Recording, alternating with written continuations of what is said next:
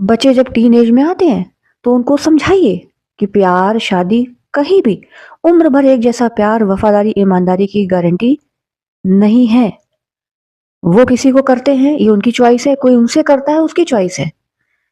अपनी एक्सपेक्टेशन किसी पर थोपनी नहीं है और किसी दूसरे को उसकी एक्सपेक्टेशन खुद पर थोपने देनी नहीं है।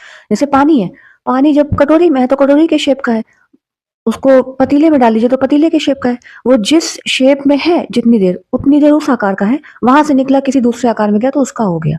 तो जो पानी जैसी फितरत के लोग हैं वो ठीक है, वो जल्दी मूव ऑन कर जाते हैं।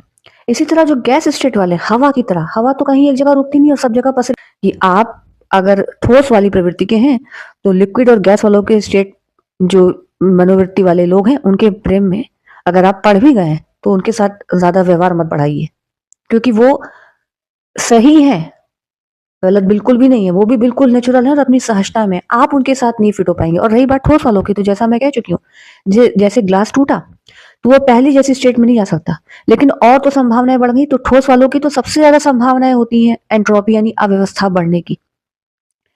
तो आप किस शेप में ढलेंगे? तो आपका मन किसी एक से टूटा, ये जरूरी नहीं कि फिर आपका मन नहीं लगेगा, उससे नहीं लगेगा, कहीं और लग जाएगा, किसी और से लग जाएगा। परिवार से ही पड़ती है सारी नींव, वहीं से गलत पड़ती है।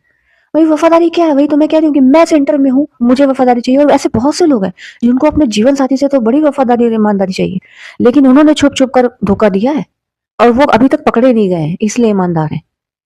और मान लीजिए नहीं भी दिया है तो भी आप ईमानदार है, ये आपकी चॉइस है।